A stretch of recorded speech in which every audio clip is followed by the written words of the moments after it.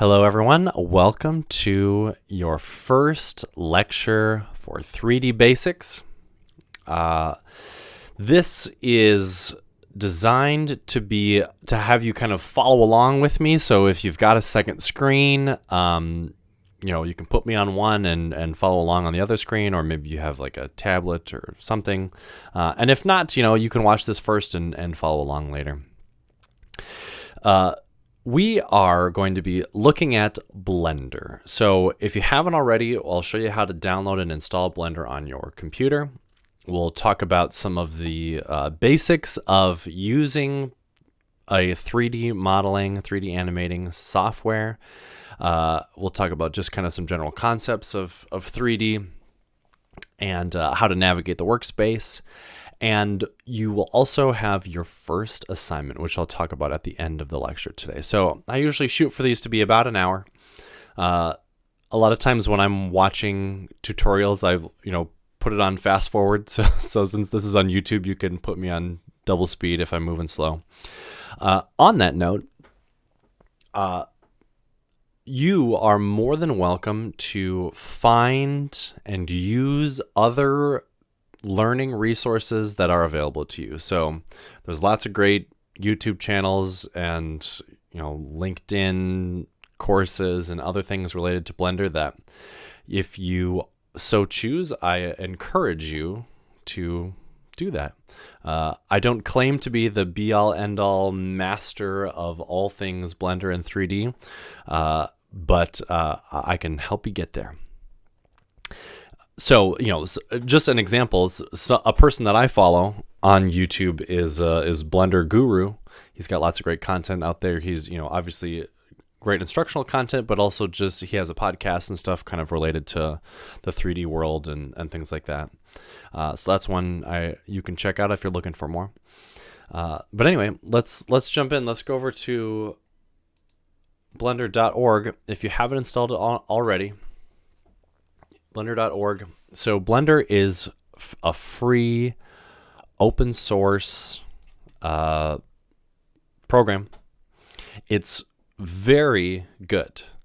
3D it's actually kind of unique because it's a very crowded marketplace for 3D software. Previously, this class was taught using Maya. Maya is all over the place. Maya is used in Hollywood and big movie studios and things like that. I have spent a lot of time working in Cinema 4D, which is another one you maybe have heard of.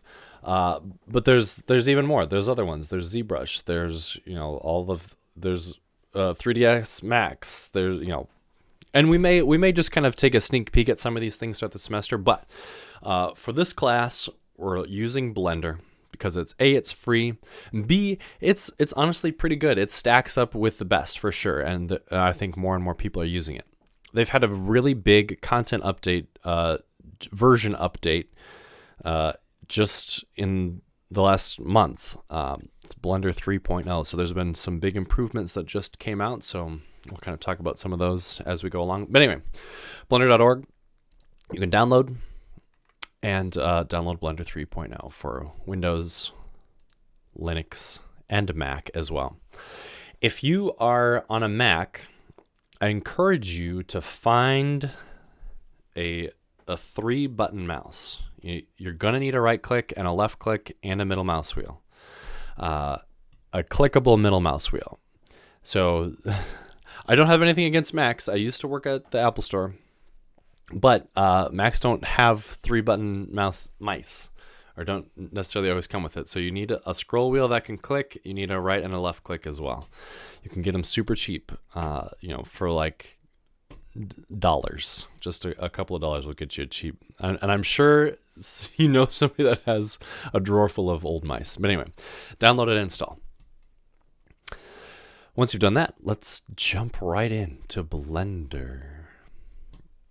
You're greeted with a splash screen here. Let me switch my camera here. So you can see that I do have a little keystroke thing here. So as I type, you can see my letters appearing on the bottom over here. And as I click, you can see there's a little icon that has whether I'm left clicking, right clicking, middle mouse wheel clicking, scrolling in and out. You can see I've got a little icon there for that. So that's just kind of help you follow along. When you open up Blender, you're greeted with a little splash screen here. So on the left, we have new files. You can create a general new file. There's a few other options here kind of to set up workspaces, 2D animation, sculpting, VFX, video editing.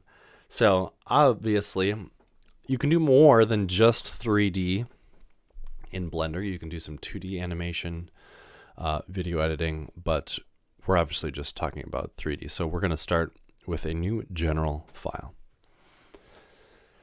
Now, before I say anything more about Blender,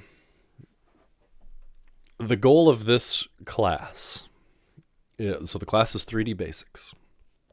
We're trying to understand the basics of a 3D workflow that translate to most other programs.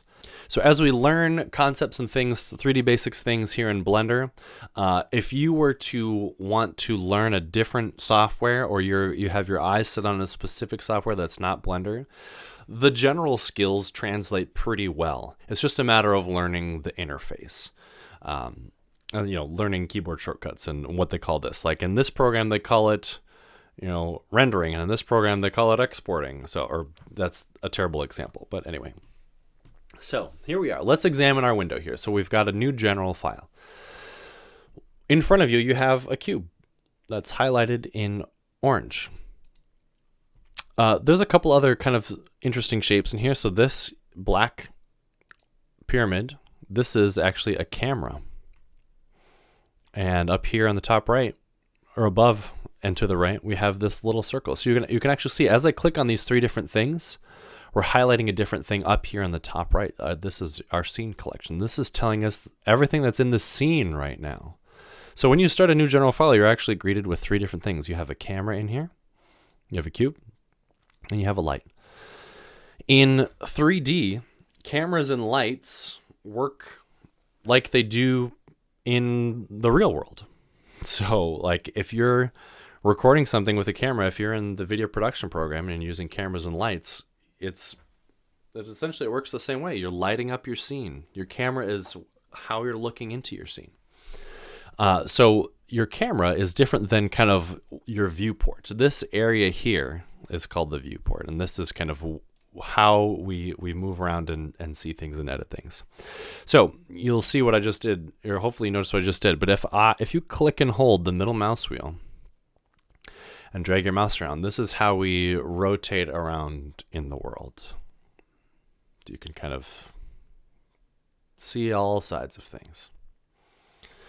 If you hold down the shift key, so you can see it's maybe kind of hard to see on my screen, but if you hold down the shift and middle mouse wheel, this is going to pan, dolly, truck, I actually don't know the proper term, around in the world here. And then rolling your middle mouse wheel zooms in and out. So click and hold and drag middle mouse wheel, shift, click and hold and drag middle mouse wheel, and then roll the middle mouse wheel. There's always multiple ways of doing things. You can actually kind of, over here on the top right of your viewport, we have these same functions as buttons. So if you click and hold this zoom in and out button, you can zoom in and out like this. If you click and hold the hand, this is move the view. You can click and hold, well, actually that doesn't do anything. Where's the rotate? I don't normally do this. So you have the axes up here, X, Y, Z, this little circle. It's kind of like a globe that you can spin around and rotate. But I would encourage you to use the keyboard shortcuts, middle mouse wheel, click and hold middle mouse, shift, click and hold middle mouse, and scroll middle mouse wheel. Excellent. Now, speaking of axes, there's going to be a little bit of math, a little bit of nerdery happening in this class. Think back to your trigonometry? No, what your math class in high school or maybe middle school. We've got axes, the 3 dimensions in our workspace here. The red line represents the x-axis. The green line represents the y-axis, and Z, which you can't actually see here in the workspace, but it is represented up here in the top right. Z is represented in blue, and it is up and down. This is one thing that differs from one 3D program to another. Sometimes Y is up and down, and Z is front to back, X is left to right. In fact, in many other programs, it's like that. But anyway, you'll get used to it. All right, let's talk about actually manipulating things in a 3D space here. So right now, before I move any further, let's click on the camera on here if you can, and hit the delete key. And we're going to remove the camera. Click on your light as well. You can also click on the light up here in your scene collection, top right, and hit the delete key. I believe delete, Command C to undo. I believe backspace, yeah. So there's a difference between backspace and delete. So hopefully you've got a big enough keyboard that has a separate delete key versus backspace. You should. I think even small keyboards have a delete key. So delete removes it. Let's talk about manipulating our cube here. So, basic transform tools. Transform means either changing the position or the location, I guess I should say is what it's called in Blender. The location, the rotation, and the scale. Those are basic transform tools.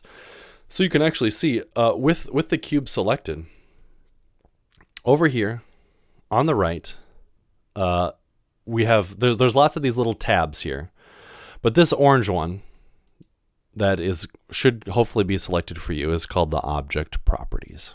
And you can see right here, these are transform properties are right here. So we've got location, the X, Y, Z location, the X, Y, and Z rotation, and the scale X, Y, and Z. So right now we're showing that the location X is 0, Y is location 0, and Z is at 0 meters. So if I were to change this X, if I were to click on this 0 and type in 1 and enter, the cube moved 1 meter in the positive X direction. It just popped into my mic. Alternatively, you can type in -1, and now it's moved -1 meter in the X direction. So, we've got your transform amounts here that you can just actually click and drag and change these as well. You can see that the nice thing is as I click and drag, my mouse goes off the right side of the screen and back to the left. So that's a handy thing about Blender. So you can drag as far as your desk will allow your mouse to travel. Let's reset all these. So I'm setting that back to 0. I'm setting my rotation back to 0. Actually, I can go 0 tab, 0 tab. So everything is back to 0. Scale works the same way too. Scale X, scale Y, and scale Z. But we'll go 1, 1, 1 here. Perfect. Now, we also have transform tools up here in the top left. So we have a move tool. So if I click this, you can see that we have little handles that appear in the center of the cube. So there's a blue one to move in the Z-axis, a green one to move in the Y-axis, and a red one to move in the X-axis. There's these little squares in between here. So if I click on this one, and you kind of have to look at the perspective of it a little bit. But if I click the red square, it's going to move me in both the Y and X axis like this. So you can move along 2 axes. Same thing if I grab this blue square, it'll move it'll slide in everything but the Z. Same thing here. Rotate tool. Obviously you can just click and rotate. You can grab specific axes, rotate along the X, rotate along the, Y, and then X, and then Z if you want. Same thing with scale. You can scale this way. You can scale in 2 directions. You can scale in 1 direction, blah, blah, blah, blah.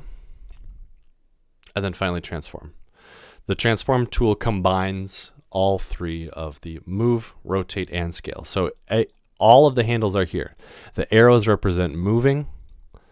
The circles represent rotating, and the little squares represent scaling. Okay. So that's transforming. That's moving things around. I'm going to go ahead and just reset this 0, 0, 0, 0, 0, 0, 1, 1, 1 for the scale.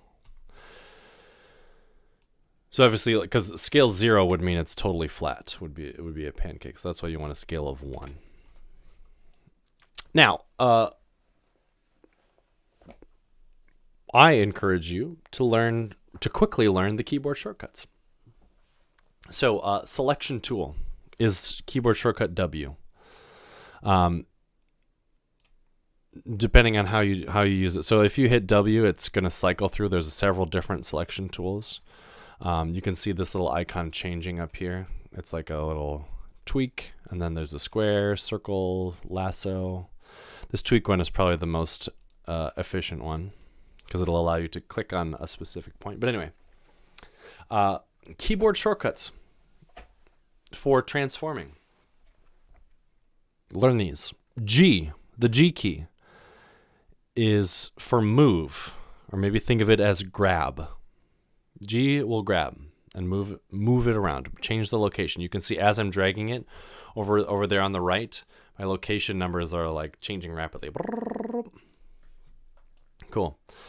If you want to move in a specific axis, you hit G first, and then you type in the letter of that axis. So if I want this to move along the y-axis, I hit Y now. And you can see that a little extra green line appears. Now I'm only allowed to move it along the Y. If I hit X, it'll only move along the X. If I hit Z, it'll only move along in the Z direction. If I wanted it to move along 2 planes, so let's say I only wanted to move along the X and Y and not the Z, G to grab. And then because we don't want it to move along the Z, you hold down Shift Z. So it'll do the X and Y. Same thing for rotate. So let's see. Rotate just rotates willy-nilly. Not willy-nilly. I'll explain in a second. R rotates, but if we want to rotate along the Z, type in the Z key. If we wanted to rotate in every direction but the Z, we can go R, Shift Z, and now we can rotate along the X and Y. Although it doesn't seem like it's actually doing that. The rotate's not as good of an example. Scale is a better example. S for scale.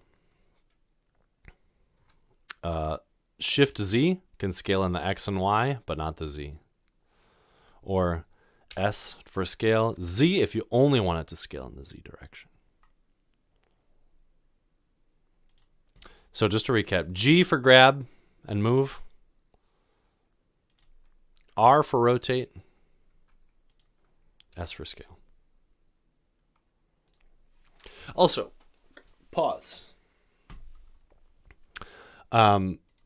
If you've used Blender before and you're watching this and you're like, oh my God, this is going to be so easy. Like, I can't believe we're going so slow. So I am assuming 0 experience right now. So if you have experience using Blender or using 3D, it's gonna take just a couple of weeks to get everybody kind of up to the same baseline level. So if you already know all of this, I encourage you to like go out and try to learn a couple other things. Maybe watch some videos about what's new in Blender 3.0. What's cool.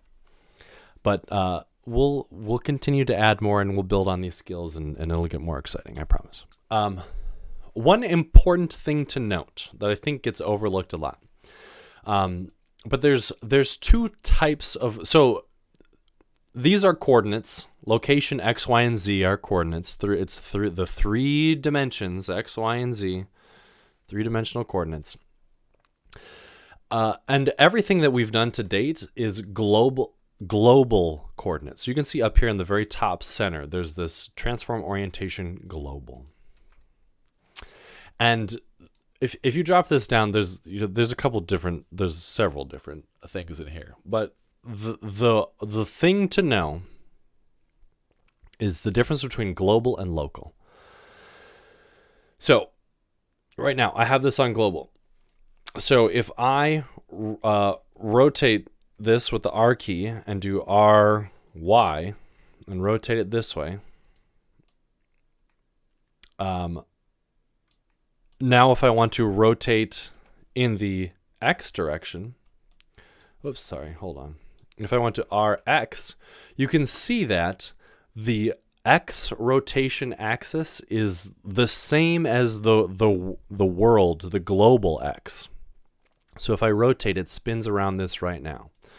But if I change this to local, if I hit local up here, and I do RX, you can see that now the X is in a totally different direction than our regular X.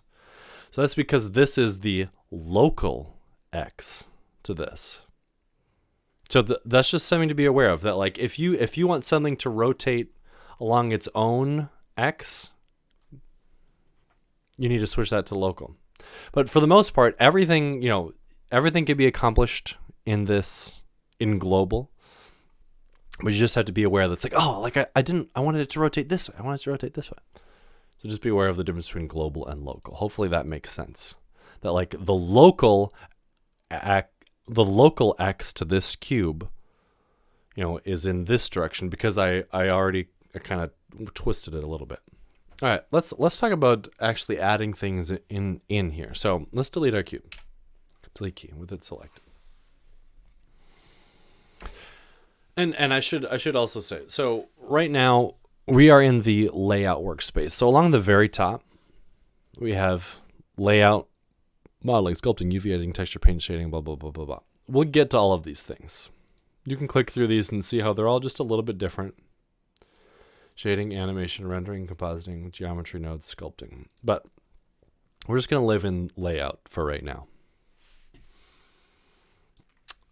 To add something into our scene, let's add a new cube. You have the add menu right here along the top. You can click add. There's quite a list of things in here. Armatures, lights, cameras, speakers, text, metaball. We're pretty much going to be working with meshes this semester.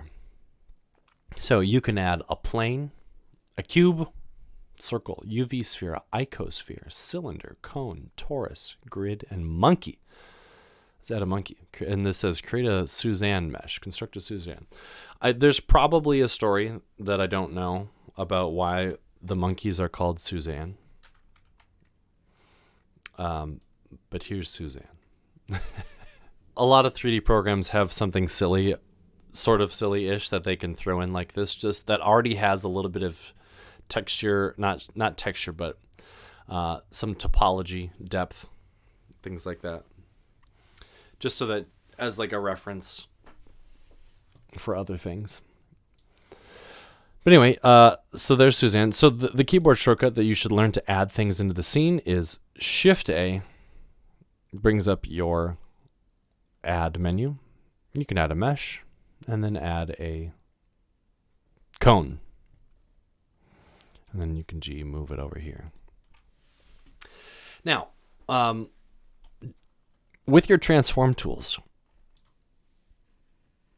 moving and rotating are relative to the position of how you're viewing it in your viewport. So if I'm looking straight on at Suzanne here, and I click on Suzanne, she's highlighted in yellow. You can also see that she's selected up here in our scene collection on the top right. If I hit the G key and move this way, it's moving, to the right relative to my camera position. So like now if I move my viewport over here, if I click and hold my middle mouse wheel and move in this direction, now I can move Suzanne sort of like parallel to how I'm viewing it, like this. Same with rotating. So if I rotate Suzanne like this, it's rotating kind of based on the angle I'm looking at her. So now if I wanted to like look down at Suzanne, I'm going to shift middle mouse click. If I click on here and if I'm looking straight down at her and I hit the R key to rotate, now it's going to rotate kind of based on my view from above like this. That's just something to be aware of. If you're not using your axes, so like normally if you wanted to spin her in a specific way, you would just say, rather than changing your viewport, you'd say, oh yeah, rotate along the z-axis, and then it would be precise. Let's add something else into our scene here. Shift A, let's add a UV sphere. How about that? All right, so we've added a UV sphere. We clicked it, it's there. Now, notice something. Whoops, don't notice me moving my camera. Here we go. When you add something in to your scene, you actually get a menu that's sort of hidden in the bottom right. Add UV sphere. So if you click on this, it kind of opens up a little menu here. I haven't had my glasses on the whole time. But every so these are called primitives, these basic meshes that you're putting in. Every primitive that you put in has some parameters that you can change. So UV sphere is made up of a bunch of squares, rectangles, as you can see. Polygons is the term. And you can change the numbers that are here. So right now this says 32 segments. If I drag this down to 18, you can see that it's like a little bit chunkier. Turn the rings down. So like as I turn these numbers down, it gets a little chunkier, a little goofier. But as you crank up these numbers, it gets a little bit more rounder. 18 rings, 18 segments, 34, 57. We'll talk about why this makes a difference for your modeling. But for now, just be aware that it's here. Don't go crazy. Don't make this 5,000 because it's going to make your computer run a little slower. So 24. Square numbers are always good. Rings and 16 rings. I don't know. I actually don't know that for a fact, but that's just something that's in my head. Even numbers. Who knows? But this actually brings us to another good point here. So every one of these things is a polygon. You've probably heard that term before. In geometry, a polygon is a plane figure that has a finite number of straight line segments connected to form a closed polygonal chain. So it's a shape that has straight sides, a flat shape that has straight sides. So in the world of 3D, we create things with polygons. So this circle is not actually circular. It's just a bunch of polygons that are kind of arranged to sort of look like a sphere. Anyway, so yeah, radius. You can change that too. Great. G, I'm going to move you over here. Shift A. Let's see what else. Let's add one more thing. Let's add a torus in here, or a donut. So if you left this open, it should automatically pop up again the next time you add something. Middle mouse wheel in. But you can adjust your major segments. So that's kind of the segments that go around. If you click and hold on this number and go move your mouse to the right or left, you can change this value or type in a value, 16, square number. Minor segments. So this is like going around the inside of your donut. You can change that to 12 or also 16. You can also here, so there's more parameters here for a torus because it's a little bit more of a unique shape. You can change your major radius, so the radius of the whole thing, your minor radius, the radius of the inside of it. So beefy donut. Cool. That's adding things into the scene. Shift A. So we're usually always adding in, I shouldn't say that. For this class, to start, we're just adding in meshes. Meshes are like the building blocks, the basic things of 3D. But you also have some flat things, like a plane, G, to move that, R to rotate. So a plane is just like one polygon. That's flat. Shift A, you can also add a circle. Where'd that circle go? G. Yeah, so this circle is actually like empty. It doesn't have anything in it.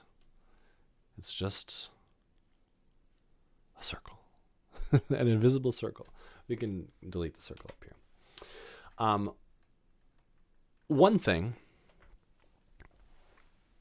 that I'm going to ask you to do in this class, and that is important in 3D workflow, is labeling things and organizing things.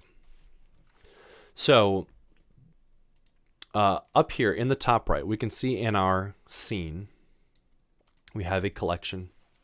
And within our collection, we have 5 things. We have a cone, a plane, a sphere, a Suzanne, and a torus. And you can see that clicking on any of these one things, they all have their own transform properties. So the plane is located at these coordinates. This is the location. This is how much it's rotated. That's the scale. Same with Suzanne. Suzanne has these coordinates. She's been rotated this much, and she has a scale of 5 because I scaled her up. The other thing is the name of these things. So as your projects get bigger and more complicated and you have a lot going on, it's important to name things. So rather than torus, if you've got 20 toruses, I keep bumping my desk, sorry. If you've got 20 toruses in your scene, rather than just having torus and then torus 001, torus 002, you should label them. 2 ways to do it. So here, and this whole time we've got this orange object properties tab open. Right here where it says torus along the top, you can actually just type in a new name here. We can call this donut. Got my caps on, D-O-N-U-T. Another way to do it is just to like double click on your object up here in your scene collection. So cone, well, you can double click on that and call this party hat, because we're gonna make it a party hat on Suzanne right now. I'm going to rotate Suzanne. You know what? I'm just going to reset Suzanne's rotation because it's probably easier than trying to get it back to normal. G, I'm going to move this over here. But my perspective is a little bit off. It's kind of hard to get it exactly into place. Now, I probably could after a couple of tries, but the next thing I want to show you is your orthographic views. So looking just right here, looking at our viewport, we can see that there's kind of all the grid lines of our coordinates kind of vanish in the distance. And so things that are farther away are smaller, things that are closer are larger. So that's because our viewport has perspective. It's trying to simulate, a human eye's perspective. But oftentimes in 3D, it's valuable to look at things without perspective, so you can line things up perfectly regardless of their distance. So there's a couple ways to do that. Right here, you have this button that says switch current view from perspective orthographic projection, from perspective to orthographic. So if you click on this, you can see that it kind of like zips into place a little bit, and it is removing the perspective. Hopefully you've got a number pad, a 10 key on your keyboard, but that's number pad 5. Toggles that. 1 on your number pad is a orthographic front view. So you can actually see kind of behind my up here, top left, it says front orthographic. That's number pad 1 gets you there. Oops, did I click out of here? 3 is your side orthographic. And then 7 is your top-down orthographic. So it's showing you exactly the size of everything, the relative position of everything without perspective. So we can actually see that here, this is really valuable for us to perfectly line up Suzanne's party hat. So let's go front view. I'm going to just move the party hat down. And actually, why don't we go ahead and scale this up so it's a little bit more of a nice size for Suzanne. Now that it's in her head, we're going to just kind of move it up like this and position it. So I was using 1 on my number pad, 3, and 7 on my number pad just to kind of get that right. And now I can click and hold my middle mouse wheel and get back to our regular orthographic view, and we can say, yes, Suzanne's party hat. Nice. You know what? Let's make her hat a little bit pointier, a little taller maybe. So I'm going to use the scale tool. Scale, and rather than just scaling up the whole thing, I'm going to S and then Z. So I only want it to be taller like this. Okay, yep, and now it's like gone through her head. So I'm going to move it up with G key and then Z, so that it only is moving in the Z axis, so it's moving perfectly straight up and down. So that's by hitting G and then Z. I can move it up and just position it right there like that. Ah, Suzanne, very nice. This this is feeling like that's something that's sort of culturally insensitive. So I'm gonna go ahead and, rather than put a party hat on her head, let's just put a donut on her head. G, let's put that donut on her head. 3 key to get my side orthographic view, just to kind of position it right there. Scale it up a little bit. Aha. Much better. Much more appropriate. Donut head. Donut hat. We could maybe rename this to donut hat. Cool. All right. So let's say you were unhappy with the radius or whatever the number of segments that you selected for your donut, your torus, and you wanted to change those values. It's not so easy. So there are ways to do it, which we'll talk about in a later lecture. But it's important to try to get your primitives as close to how you want them when you create them in the first place. And, as you get quicker at doing things, it's not that big of a deal to change the primitives. So you can just, again, go Shift A, Mesh, Torus. It remembered how you did it before. So just in case this menu doesn't pop up, just open up your Add Torus menu and change some of these values. So we can click and drag the major radius like this, click and drag the minor radius like this. Number of segments seems fine. Cool. And then we call it good. Then we can use our orthographic views again. G, move that up there. Hit the 3 key, move that back there. Let's go ahead and just move this donut out of the way. G key to move that. Let's R. Rotate this just a little bit here. Cool. All right, and now he's got a nice, she has a nice looking halo or something like that. So rather than Torus 1, I'll double click there and we'll call this halo. Sweet. Another handy tip, if you are like kind of lost in your world here and you're like, what am I even looking at? Am I upside down? Where am I? Period key on your number pad will kind of zoom you to whatever you have selected. So if I click on Suzanne up here in the top right and hit the period key,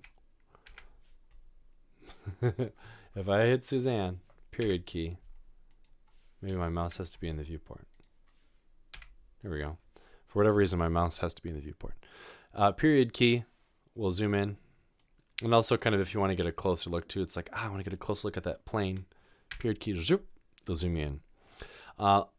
Also, Shift C. Shift C will zoom out and show you everything in your scene.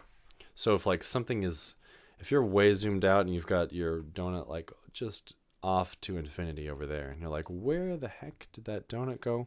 Shift C will kind of show you the whole, everything that's going on in your scene. Zoop. Again, we're like pretty far away here, so just come on back down, donut. Cool. Shift C. Everything's getting close. Great. So this is like enough to get started. I'll show you a couple other things here before we move on to talk about your assignment. Along the bottom here, this is a timeline. So this is a timeline of frames. So this is 10 frames, 20 frames. We'll cover animation a little bit later in the semester, so don't you worry about that. Along the right here, we have lots of different tabs. And these are like your properties tabs. So a few of these, like these gray ones along the top, render properties, output properties, layers, scene properties. Anytime you hover over anything, really, it'll give you a little tooltip to show you what it is. So the ones on the top here are kind of for your whole project. And these ones on the bottom are on a per object basis. So we've got 5 objects in here. And so each of these would have different object properties. So there's object properties. We'll talk about modifiers, particles, all these things, object data. We'll cover all of it. The next thing I want to show you is saving. Saving is actually a very important thing here. Move my camera. So we've got menus along the top. Actually, I'll show you this first. Edit preferences. So your interface, you can change the scale of your interface. I actually have mine scaled up because I have a little bit higher resolution monitor. But you can also change like themes and all these things. Animation add-ons. There's lots of add-ons in here that are actually disabled by default. We'll be covering quite a few of these as we go through the semester. But the reason we're here is save and load. So let me go ahead and just save this right now in the file menu. Save. I did create a new End Up in Tech Spring 20. Did I call this Spring 2020? I think I did. 2022 is the year. Hard to believe. Week 1. I'll just call this week 1. Save Blender file. So you can save a Blender file like that. Keep in mind I'm on Windows. It's not Spring 2020. What a silly guy. So week 1, and it's a Blender file, so it's .blend. But let's talk about autosave, because this autosave is very important. So edit preferences under save and load. Let's look at this. So you can program Blender to save multiple versions of your project, which is usually a good thing, because sometimes it can only hold a certain number of undos. It's like a few dozen undos. So like, let's say you're modeling something and you're changing a lot, you're moving things around, and you realize 20 minutes later that, oh shoot, I deleted this thing 20 minutes ago, or I edited this thing 20 minutes ago, and now I can't undo it because it's too far in the past. So you can have multiple versions, backup versions of your file. So looking at this, blend files. Save versions. So you can tick up this number. So actually, what does it say when I hover? The number of old versions to maintain in the current directory when manually saving. So I recommend maybe making this at least 5. And then you can have a timer here. So you can say auto save every 2 minutes. I'm notorious for not saving. So this has saved me many times. There are times where I've gone through an entire model for a lecture, and I get to the end and I realize that I'm still working in untitled.blend. So save your work, Control S or Command S if you're on a Mac. So anyway, the timer here. So this is how frequently it will save and autosave a backup. So like if this is set to 5 and 5 versions times 5 minutes, that means it's going to save 25 minutes of work. So you kind of have to calculate like how much time are you willing to lose? So like, every time you're working in a project, when it autosaves, you have to wait for 2 seconds while it autosaves. So it's not that much of an inconvenience, but you got to do a little bit of math, a little bit of thinking, and you'll kind of, as you start working more, you'll understand what works for you. The 5 times 5 is a good place to start. That works for me.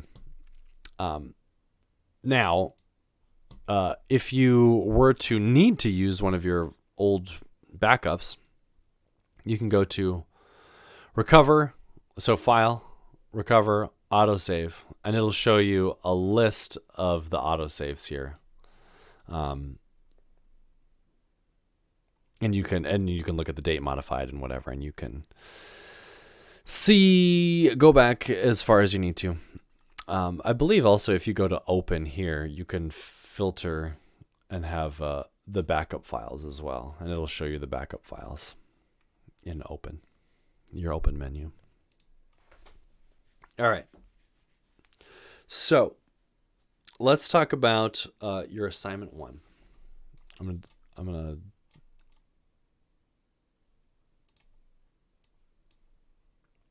Oh, I liked I was going to change my selection tool. So I wanted to use the select box for this.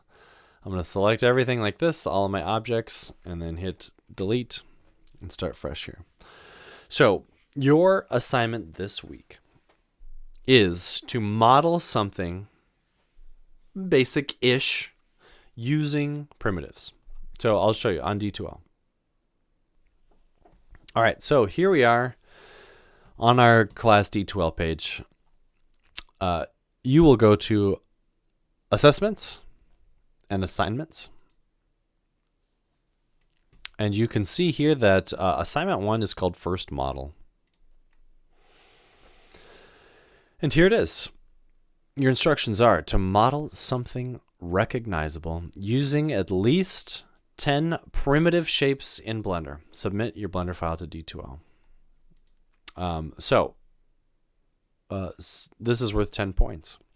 6 points is for including the required elements, meaning 10 primitive shapes, and submitting your Blender file to D2L. 2 points for labeling your objects, and then 2 points for just making it in on time. You'll find that I am a very lenient grader. And you will upload your Blender file right here to D2L. So this says, we will do a progress check on January 27th. Final deadline is February 3rd. So looking at the course schedule here, this is week 1. You can begin assignment 2.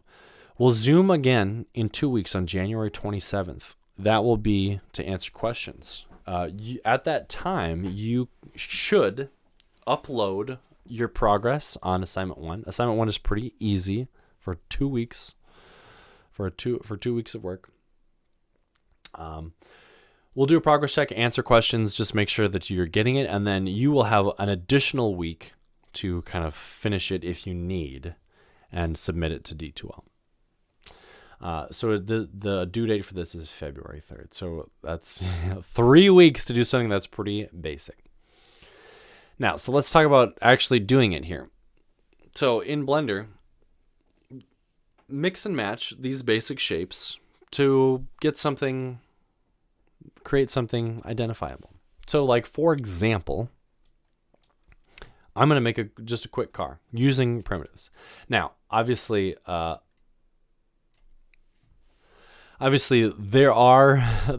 will learn a lot more modeling tools, but for now, your first assignment, just to kind of get acclimated with Blender and understand the interface and understand moving things, transforming things, is to create something just with these like basic building blocks. So like, if I were to make a car using just primitives, I'd probably start with a cube. And, you know, like, scale is relative. You know, you make it as big or as little as you want, really. But I'd probably scale scale Y this way. And then maybe I'd also SX scale it this way. I'd maybe Shift A, add a cylinder. And I don't know, maybe change the radius a little bit. I can kind of see it in there. It's about the size of a wheel. And here you can also, when you add a cylinder, you can change the rotation value here. So right now I can make this 90 if I wanted to. And then maybe I'll do an orthographic view. one other thing that you might find handy. Along the top here, viewport shading. So by default, we're in solid mode. That's probably the easiest way to work. You can see along here along the top right. But there's a couple other ones. Viewport, material preview, render preview. Those two aren't really handy right now because we don't have any materials. We're not rendering. But the other one you might want to use is wireframe. And so this actually just shows the edges of things. So if there's things inside of things, maybe you want to look at the wireframe of it. But otherwise, solid mode works. If you hit the Z key, that's also a shortcut to change this. So like Z, and then hit or Z4, I guess, or Z6 changes that. What do they call this? A pie wheel? Solid mode. That's fine. So I'm going to use my orthographic views and just kind of move this wheel here to the front. To duplicate, if you've got something that you want to be an exact copy, we can Shift D or hold down the Shift key and then tap D as duplicate, and then you can move that to a new place. You can see now we've got cylinder. Oh, did I do that twice? I think I did. What's this cylinder? Oh yeah, I've got one extra one in here. Let's not forget to name things. We can call this car body. We'll call this like wheel 1. And it doesn't have to, it doesn't have to be anything that specific. It doesn't have to be like passenger front wheel. Like as long as it's not cylinder, that's fine. We can I want to show you another thing real quick. Or no, here, I'll show you that later. So let's actually have both of those wheels selected. Shift D again. X. So now we can move those along the X here. So we're kind of saving ourselves a little bit of time with the wheels. Okay. I'm going to do my hit 1 for front view just so I can kind of line these up a little bit better. You can also kind of see that one wheel is a little lower than the other one. If you're wanting to be precise, maybe to select multiple objects, you can hold down the Shift key, click there, then maybe I G, Z, slide those up so they're even. I don't really care about precision at all here with this. All right, let's do like the middle section, the cab. I should probably change these. So this is wheel 3. This one can be wheel 4. Let's add another cube in here. Shift A, add a cube. GZ, move it up. S to scale. Okay, well, that's a little silly. We just want to scale the Z now because I just want to squish it a little flatter. SZ to scale it in the Z direction. Like that, maybe? I don't know. G to grab Y to just kind of slide it back a little bit. Okay. Now I want like some angled lines. I don't know. Or not angled lines, but I want the windshield. That's what it's called. To kind of go down. So because I kind of like the scale of this thing, that's about the right size. I'm going to Shift D to duplicate. Shift D. So right now it's moving, but I only want it to move along the y-axis. So we'll just move it forward a little bit. You can see like where those lines get kind of fuzzy. That's where it's overlapping. I want to rotate this now so that it's like the windshield. So I want R to rotate, and I got to think about which axis I want it to rotate on. So I want it to rotate around the red X axis. So I'll hit X now to rotate X. And rather than like just kind of eyeballing it, you can actually type in a number. So if I want it to be a perfect 45-degree angle, you can just type in 45 and then hit enter. That sort of did it. Let's do my side view here, try to line this up. So you can see that it's actually not like a great line right here. So maybe I do want to change the angle a little bit with my orthographic view. I'll change the scale. Aha. Here's an example of where I would want to do a local scale versus a global scale. So what I could do is, rather than changing it up here, changing this global toggle to local, you can just change the value over here on the right. So if I want to change the Z scale, I would change this one here. I would click and drag on Z here. You can see that it's changing. And then I'm going to hit the G key, just kind of move this up a little bit. Scale the Y down a little bit. It's a little too long. Let's rotate a little more. So again, like, you can be as precise or imprecise as you want. It's a car. Go back to my hit 3, number pad 3 for my side orthographic view. Shift D. Let's move another one back here. Rotate. Cool. All right, it's starting to be a car. So we'll call this, make sure to label things. That's you get points for labeling here. This would be like windshield. This would be like back windshield. I don't know. Is it a windshield if it's in the back, though? What do you call that part of the car? I don't actually know. I don't know. So how many do we have here? We've got 1, 2, 3, 4, 5, 6, 7, 8. I've already got 8 objects in here. Add a couple more to make it 10. Maybe add headlights. Maybe add an antenna. Okay, let's add an antenna. Shift A. Mesh. A cylinder. So the other kind of thing here is like understanding which of these base meshes, which of these primitives is the best starting point for what you're trying to get. So here, I want to scale in the Z direction, make it really big. Well, not that big probably. And then we want to make it smaller. So let's scale in everything but the Z, so we can hold down Shift Z. You can see now we've got the X and Y lines that we can scale along. And if I drag my mouse, we want it to be a really skinny antenna. Sure, good enough. Oh wow, it's huge. Didn't realize. So, again, I can SZ scale it down a little bit, and then GZ move it here. I guess cars don't really have antennas like this anymore. Again, also cars don't look like this, period. So I don't know. And then one more thing. I'm adding a license plate. It's just a plane, maybe. SX to scale it this way. R for rotate. In the X direction, I want to rotate 90 degrees. So I typed in 90 and hit enter. And then I can GY.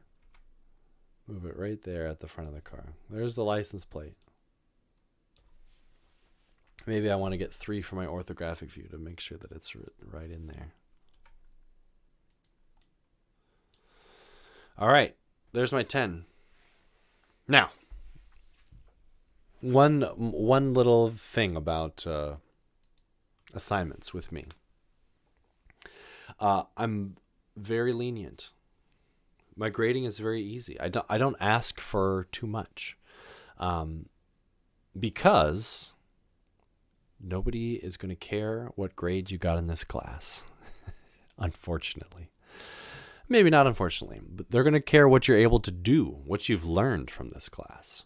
When you're looking for jobs and whatever, they want to know, they want to see what you can do. They don't want to see that you got an A in the class. So I encourage you to spend a little bit more time than I did creating your model. Vehicles, I'd say, it can be anything you want, but vehicles are easy. It's easy to kind of identify vehicles. Maybe don't do a car, but maybe you want to do, maybe you're a Star Wars nerd like me and you want to do an X-Wing, or you want to do, I don't know, whatever this is. I'm not that big of a Star Wars nerd because I don't know what kind of vehicle this is. A Y-Wing, maybe. Or maybe you want to do a person or a robot or a computer or your house or another kind of building, a church. So think of something that maybe pushes you a little bit. The minimum is 10 objects. Label things. We'll take a look at it in 2 weeks. See if you have any questions, see how it's going. So that's it for this lecture. Happy modeling. If you run into questions, the easiest way to connect with me is through email. We will have another recorded lecture next week where we'll start talking about some more modeling tools and modeling techniques. Those are things that you won't necessarily need for this assignment, so you can go ahead and get started on your assignment. But also at the same time, maybe you'll see some things next week that you'll be like, oh, well, now this is a lot easier, and now I can do so much more, and now we're assignment. So you can go either way. You can start your project now. This isn't that tough of an assignment. So if you wait until the next week's lecture, I'm sure you'll still have plenty of time to get it done. Anyway, that's it. I'll see you in the next recording next week. So long.